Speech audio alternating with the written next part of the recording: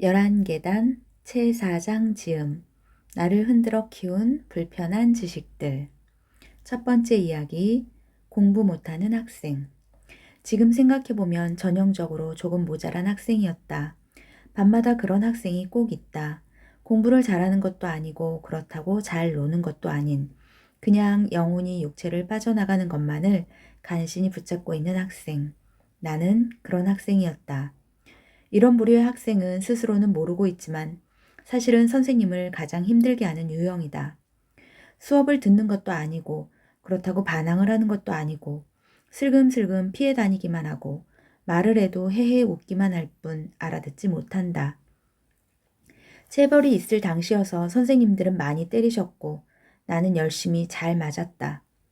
10년 가까이 학생들을 가르치고 이제는 대중 강연을 진행하게 되면서 가끔 당시의 선생님들을 생각한다. 표현이 서투른 선생님과 표현이 서투른 학생이 만나면 서로를 힘들게 할 수 있다. 하지만 그렇다고 그 관계를 다만 악의적인 관계라고만 평가할 수는 없다. 좋은 사람들만 모아놓아도 서로를 힘들게 할 때가 있다. 내가 다닌 디귿고등학교는 서울의 동쪽 끝에 있었다. 지금은 사라졌는지 모르겠는데 당시만 해도 학교 뒷산을 넘어가면 늪지가 있었다. 그래서였는지 뒷산 쪽을 향한 교실 베란다에는 가끔 비쩍 마른 너구리가 올라오고 처음 보는 색깔의 새들이 날아오기도 했다. 나는 수업을 듣지 않고 종일 창밖의 뒷산을 보았다. 계절마다 색을 바꾸는 나무들을 보며 그렇게 하루를 잘 견뎌냈다. 수업을 듣는 것도 아니고 학원을 다닌 것도 아니니 성적은 늘 형편이 없었다. 2학년이 되어서는 매우 심각했는데 50명을 조금 넘는 반 인원 중에 40등 내외였다. 성적이 개선되지 않은 데는 두 가지 이유가 있었다. 첫 번째는 학생 스스로의 문제다. 생각해보면 지금까지의 모든 시험과 평가에서 이 정도의 비슷한 성적을 냈던 것이다. 꾸준한 학생이었던 까닭에 위기감이 없었다. 두 번째는 부모의 문제다. 다행인지 불행인지 부모님이 성적에 관심이 없었다. 아버지의 사업 실패 이후 어머니도 일을 하셨는데 경제적인 각박함이 아이의 성적에 관심을 기울일 여유를 허락하지 않았다. 나는 학교에 자유롭게 방치되어 창밖으로 흘러가는 계절과 함께 별다른 걱정 없이 천천히 성장해 갔다. 수학시험. 성적에 관해서는 이런 일이 있었다. 2학년 2학기 중간고사 때의 일이다. 수학시험 시간, 시험지를 받았는데 도저히 손을 댈 수가 없었다. 공부를 하지 않았으니 당연한 일이었다. 주저하다가 OMR 카드 번호를 찍기 시작했다. 뭐 어쩔 수 없지 않은가. 긍정적인 학생이었다. 시험이 끝났다. 당시에는 시험이 끝나면 반장이 칠판에 정답을 적었다. 아이들은 반장이 써내려가는 번호에 따라 환호와 탄식을 반복했다. 나는 그 무리에 끼고 싶었으나 불가능한 일이었다. 무리에 낄 수 없다는 것을 스스로 아는 나와 같은 처지의 학생들은 보통 가방을 맨 채로 엉성하게 교실 뒤쪽을 서성인다. 정답을 맞춰보면 뭐하나 하는 마음에 교실을 나서려다가 혹시나 하는 마음이 생겼다. 모든 정답을 맞춰볼 필요는 없고 칠판에 적혀있는 첫 문제의 정답과 마지막 문제의 정답만을 빠르게 확인했다. 그리고 손에 들려있는 내 시험지의 첫 문제와 마지막 문제를 봤다. 두 문제 다 맞췄다. 기분이 좋아졌다. 이번 수학시험은 대박인가 보다. 그리고 결국 나의 수학시험은 첫 문제와 마지막 문제만을 맞춰서 10점이 되었다. 다른 성적도 크게 다를 건 없었는데 수학을 기준으로 하면 전교 문과생 290명 중 280등 정도 했던 것 같다. 그나마 우연이었던 것은 내 뒤로 0점과 5점을 받은 9명이 더 있었다는 것이다. 어른이 된 지금까지도 만나고 있는 내 친구 지가 나에게 충고했다. 너는 그래서 안 되는 거다. 시험은 확률의 문제다. 그렇게 아무 번호나 찍으면 안 되고 한 번호로 쭉 찍어야 한다. 좋은 친구다. 그럴싸하다고 생각했다. 나중에 안 사실이지만 지 역시 그 수학시험에서 나와 동일하게 10점을 받았다. 당시에는 그 사실을 몰랐던 까닭에 다음 시험에서는 쪽팔리거나 말거나 한 번으로 찍어야겠다고 다짐했다. 곧 기말고사가 찾아왔다. 고등학교 2학년의 마지막 시험이었다. 수학시험 시간, 시험지를 넘겨받은 아이들은 연습장에 무엇인가를 빠르게 적어갔으나 나는 평온했다. 오늘 모든 문제를 관통할 하나의 번호를 찾아내기에는 시간이 충분했다. 합리적으로 생각했다. 지금까지의 모든 시험 중 정답으로 가장 많이 나왔던 번호는 무엇인가? 가장 적은 리스크와 가장 큰 이익을 가져다 줄 번호는 무엇인가? 생각 끝에 나는 4번을 선택했다. 어떤 이유인지는 알 수 없지만 사지선다형의 문제에서는 3번이, 오지선다형의 문제에서는 4번이 정답일 것 같다는 생각이 사람들 사이에 널리 퍼져 있다. 정성스럽게 OMR 카드에 한 줄로 마킹을 했다. 결과적으로 나는 3문제를 맞춰 15점을 받았다. 인생의 첫 번째 책. 교실 창밖의 뒷산에는 눈이 쌓였다. 겨울방학이 찾아왔다. 방학을 맞는 마음이 예전 같지 않았다. 이제 곧 고3이 된다는 게 믿기지 않았다. 스트레스는 없었다. 대학을 가고 싶은 마음이 없었던 건 아니지만 경주의 트랙에서 벗어나 있었으니 별다른 걱정은 없었다. 현명한 친구들은 어른스러워졌다. 친구들과 몰려다니는 걸 멈추고 학원과 독서실로 향했다. 같이 놀 친구가 없었던 나는 겨울방학 내내 방 안에서 누워서 보냈다. 부모님이 일을 나가시면 온전히 내 시간이었다. 잠을 자거나 TV를 봤다. 그렇게 종일 누워있는 가운데 문득 생각이 들었다. 태어나서 지금까지 책을 한 번도 읽어보지 않았다는 생각이었다. 당시 나는 학교 특별활동으로 문예반에 소속되어 있었다. 도대체 내가 왜 문예반이었는지는 알 수 없지만 어쨌거나 밑도 끝도 없이 스스로를 문학 소년이라고 생각하고 있었던 것 같다. 문제는 지금까지 소설책은 고사하고 그 어떤 책도 끝까지 읽어본 적이 없었다는 것이다. 그래도 문예반인데 이번 방학에는 책을 한 권 읽어봐야겠다는 목표가 생겼다. 자리에서 일어나 집에 꽂혀있는 책들의 제목을 살펴봤다. 태어나서 처음으로 읽는 책이니까 무엇인가 대단한 책을 읽어야 한다. 누나의 책장 앞에 앉아서 멋져 보일 만한 책이 없나 뒤적였다. 그리고 놀라운 두께와 놀라운 제목의 책을 발견했다. 죄와 벌. 게다가 작가의 이름이 대단해 보였다.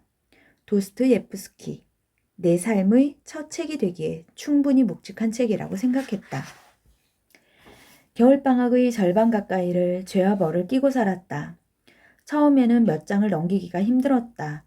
등장인물들의 이름이 복잡하고 무슨 상황인지도 파악할 수 없었다.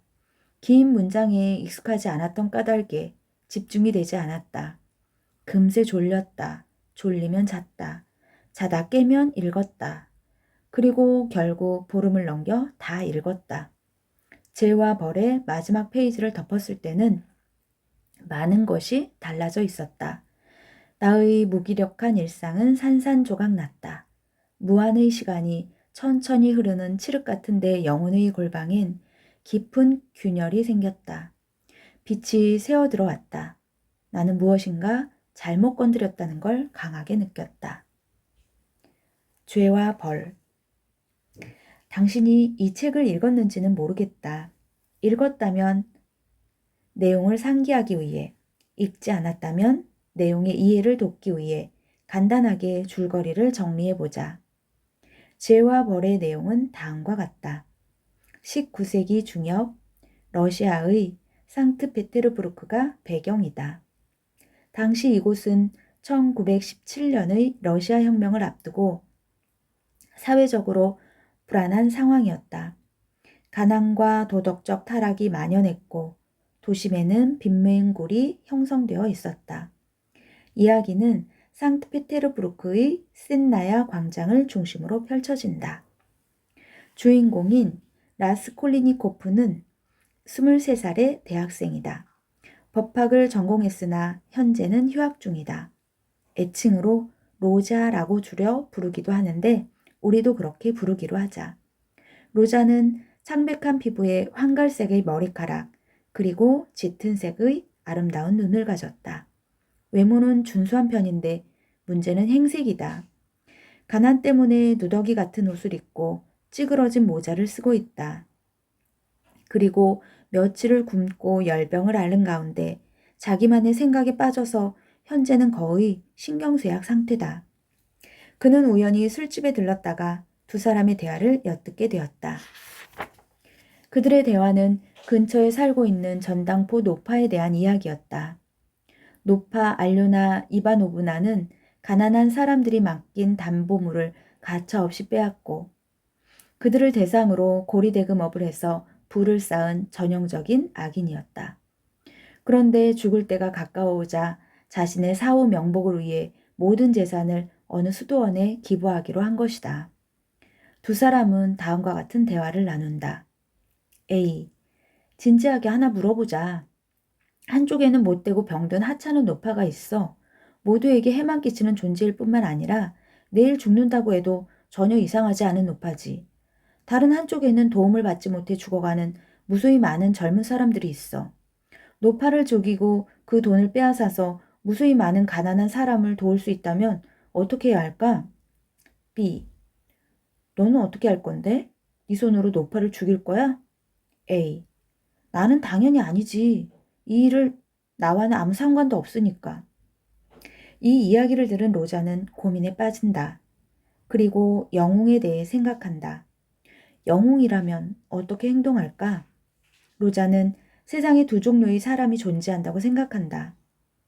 하나는 평범한 사람이고 다른 하나는 비범한 사람, 즉 영웅이다. 두 사람의 차이는 분명하다. 궁극적인 선으로 위해 소수를 희생시킬 수 있는지 여부다.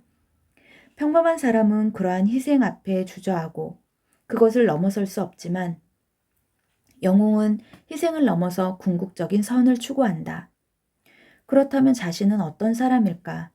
고민 끝에 로자는 자신이 영웅이라고 생각한다. 그리고 인간적인 두려움을 넘어서기 위해 실천하기로 한다. 그는 두 가지를 준비한다. 담보물과 도끼. 담보물은 나무 토막에 철판을 덧대고 종이로 꼼꼼하게 포장해서 은으로 된 담뱃갑처럼 보이게 만들었다. 도끼는 코트 속 겨드랑이에 올가미를 달아 숨겼다. 그리고 노파를 찾아간다. 노파의 전당포 문 앞에서 배를 당긴다. 의심 가득한 눈빛으로 노파는 문을 연다. 로자는 담뱃갑을 맡기는 척하다가 노파가 방심한 사이에 도끼를 꺼내 노파를 살해한다.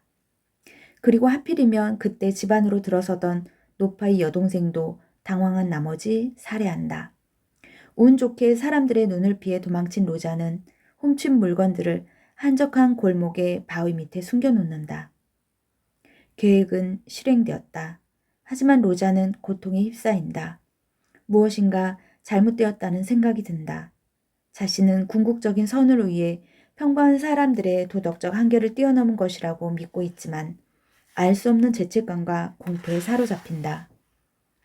이후 로자는 고뇌 속에서 다양한 사건과 마주친다. 다시 만나게 된 가족, 여동생의 약혼자, 수사망을 좁혀오는 경찰들, 그 중에서 가장 중요한 사건은 아름다운 여인 소냐와의 만남이다. 소냐는 몸을 파는 여인이었다. 창백할 정도로 하얀 얼굴에 금발을 가졌고 왜소하고 온순했다. 소냐가 몸을 팔게 된 이유는 그녀의 가족 때문이었다. 알코올 중독자인 아버지, 과대망상증에 폐병을 앓고 있는 의붓 어머니, 가난과 배고픔에 찌들어 오는 의붓 동생들, 이들이 유일하게 의지하는 건 어린 소냐가 벌어오는 돈이었다.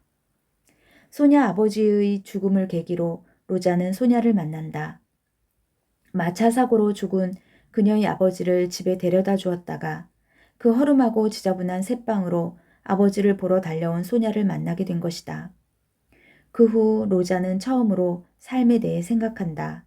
그리고 소냐를 찾아간다. 소냐의 만남을 통해 로자는 무엇이 잘못되었는지 깨닫는다. 세상을 구하는 방법에서 로자와 소냐는 정반대의 길을 걸어가고 있었던 것이다.